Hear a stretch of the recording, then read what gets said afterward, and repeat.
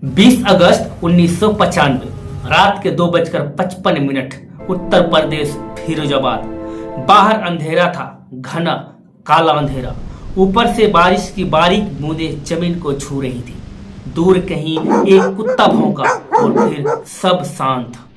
इतना शांति कि खुद अपनी सांस सुनाई दे।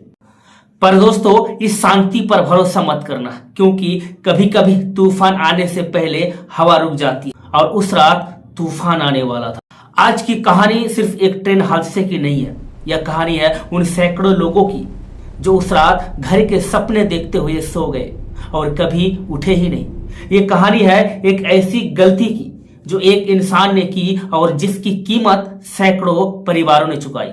और ये कहानी है भारतीय रेलवे के इतिहास के उस सबसे काले पन्ने की जिसे फिरोजाबाद रेल हादसा कहते हैं। तो चलिए वक्त में पीछे चलते हैं, उस रात में जहां मौत ने अपना भयानक खेल खेला था।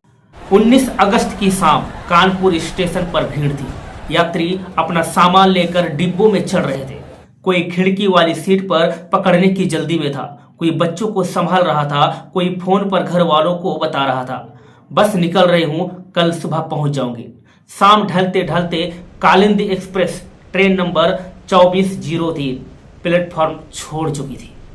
फर्रुखाबाद, मैनपुरी, टुंडाला होते हुए दिल्ली जाना था। रास्ता लंबा था, रात भर का सफर था। धीरे धीरे डिब्बे में रोशनी कम होने लगी, लोग सो गए। उसी रात देश के दूसरे कोने से पुरी से एक और ट्रेन दिल्ली की तरफ दौड़ रही थी, पुरुषोत्तम एक्सप्रेस ट्रेन नंबर 2801। उस जमाने में यह ट्रेन अपनी रफ्तार के लिए जानी जाती थी, सुपरफास्ट, और उस रात वो पूरी रफ्तार पर थी। उस ट्रेन में खास यात्री थे, कुछ फौजी जवान थे जो छुट्टी पर घर जा रहे थे, कुछ युवा खिलाड़ी थे जो किसी खेल प्रतियोगिता में हिस्सा लेकर लौट रहे थे। सपने आंखों में थे, जोश था, जिंदगी थी। दो ट्रेनों की मंजिल एक ही थी और वो थी दिल्ली। पर उस रात किसी को पता नहीं था कि इन दोनों की मुलाकात दिल्ली में नहीं होगी, एक ऐसी जगह पर होगी जहां न स्टेशन था, न रोशनी थी, न मदद थी, सिर्फ था अंधेरा और मौत।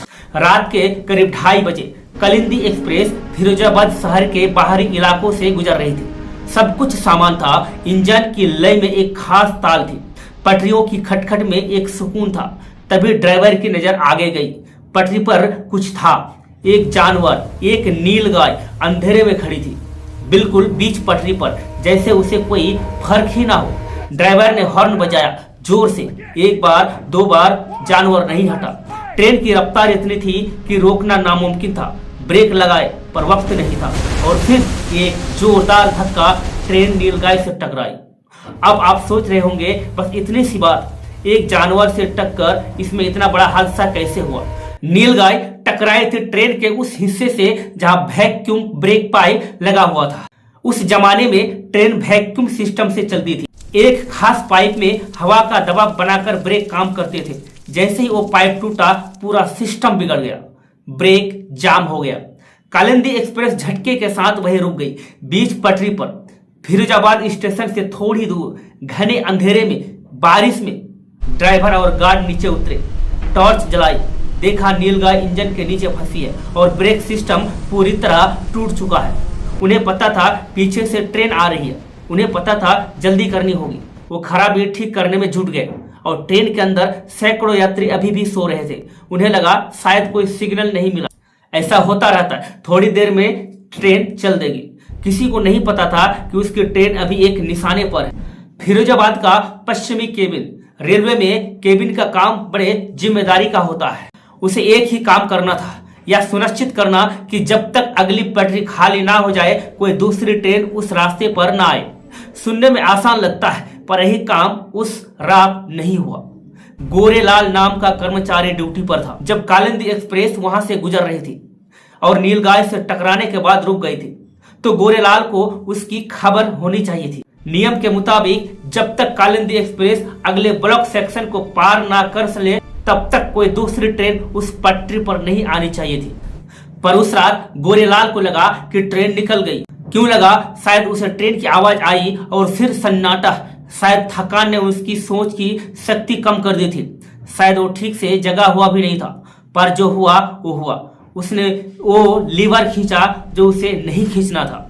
सिग्नल हरा हो गया, पटरी साफ है, यही संदेश आगे बढ़ा और पुरुषोत्तम एक्सप्रेस जो पहले से ही 100 किलोमीटर प्रति घंटा से ज्यादा की रफ्तार पर थी और तेज हो गई। उसके ड्राइवर को ग्रीन सिग्नल मिला था, रास्ता साफ था, रुकने की कोई वजह नहीं थी। पटरी पर आगे क्या खड़ा था उसे नहीं पता था और किसी ने उसे बताया भी नहीं, क्योंकि उस जमाने में ड्राइवर के पास ना वायरलेस था, ना रेडियो, ना कोई इमरजेंसी कनेक्शन। सब कुछ इंसान की आंखों पर था और उस रात आंखें धोखा खा गई। रात के 2:55 पुरुषोत्तम एक्सप्रेस अंधेरे को चीरती हुई आगे बढ़ रही थी। ड्राइवर की नजर पटरी पर थी और तभी आगे कुछ दिखा, लाल रोशनी, कालिंदी एक्सप्रेस की टेल लाइट। एक पल के लिए दिमाग ने माना ही नहीं कि यह सच है, यह हो नहीं सकता। सिग्नल तो ग्रीन था पर वो लाल रोशनी वहां थी, एकदम सामने। ड्राइवर ने इमरजेंसी ब्रेक खींचे, पहियों ने पटरी को पकड़ा इतनी जोर से कि चिंगारियां निकली। लोहे की वो रगड़, उसकी आवाज किसी की चीख जैसी थी।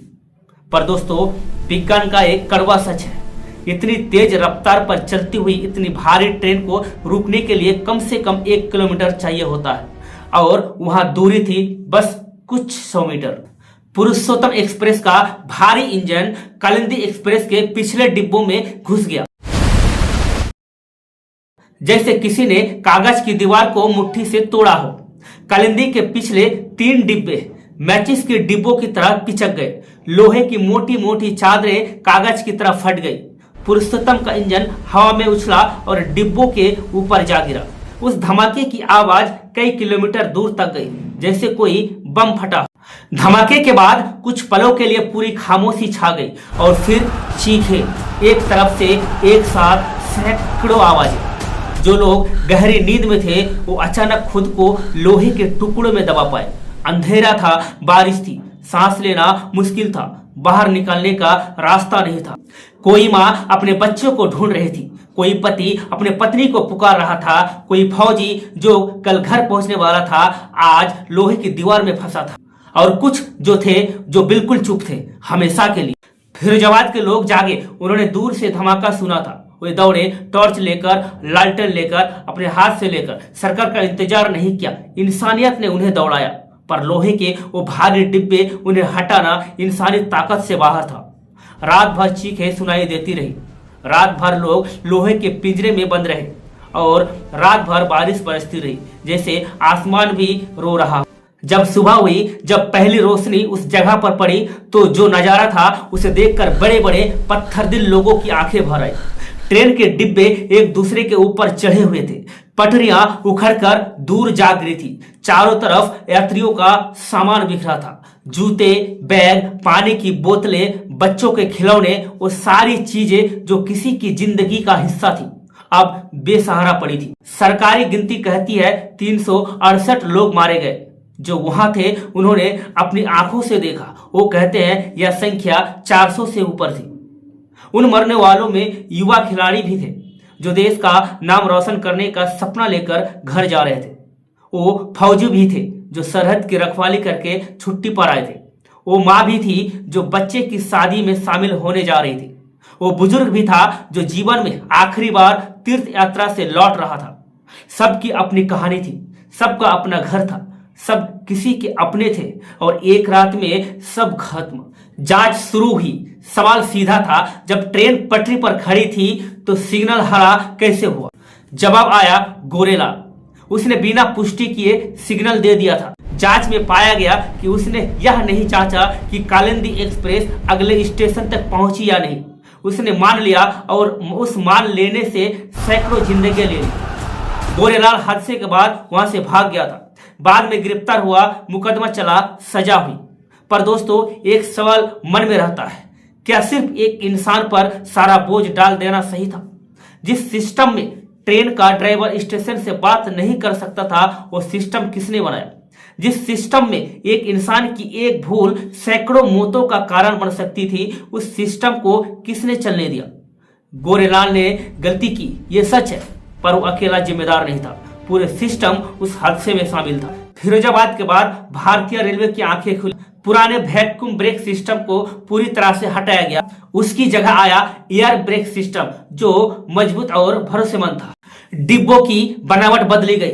नए डिजाइन में टक्कर होने पर डिब्बे एक दूसरे के ऊपर नहीं चढ़ते बल्कि ऊर्जा को अवशोषित करते हैं। ट्रैक सर्किट का विस्तार हुआ। यह तकनीक खुद पता लगा लेती है कि पटरी पर ट्रेन है या नहीं, और अगर है तो सिग्नल अपने आप लाल रहता है। कोई इंसान चाहे भी तो उसे हरा नहीं कर सकता। ट्रेनों में संचार व्यवस्था बेहतर हुई। ड्राइवर अब स्टेशन से बात कर सकते हैं और आज हमारे पास कवच है, एक ऐसी तकनीक जो दो ट्रेनों को टकराने से पहले ही रोक देती है, खुद ब खुद, बिना किसी इंसान के दखल के। यह सब बदला, यह सब बेहतर हुआ, पर यह बदलाव मुफ्त नहीं आया।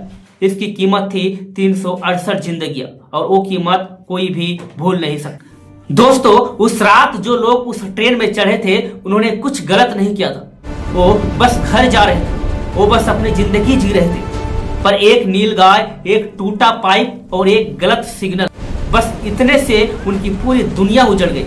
दोस्तों, फिरोजाबाद की यह रात हमें याद दिलाती है कि जिंदगी कितनी नाजुक है, और यह भी याद दिलाती है कि जब हम किसी जिम्मेदारी में होते हैं तो हमारी एक गलती, हमारी एक लापरवाही सिर्फ हमारी नहीं होती, वो दूसरों की जिंदगी भी बदल देती है, हमेशा के लिए। जो लोग उस रात गए उन्हें हम भूल नहीं सकते, भूलना नहीं चाहिए, क्योंकि उनकी याद ही वो वजह है जो हमें सतर्क रखती है, और सतर्कता सबसे बड़ी सुरक्षा है। अगर यह कहानी आपको छू गई तो रुकिए, सोचिए उन लोगों के बारे में जो उस रात वापस घर नहीं आए, और फिर चाहे तो ये वीडियो उन लोगों के साथ शेयर कीजिए जो इतिहास की सच्ची और अनसुनी कहानियां जानना चाहते हैं। फिर मिलते हैं एक और सच्ची घटना के साथ, तब तक के लिए धन्यवाद।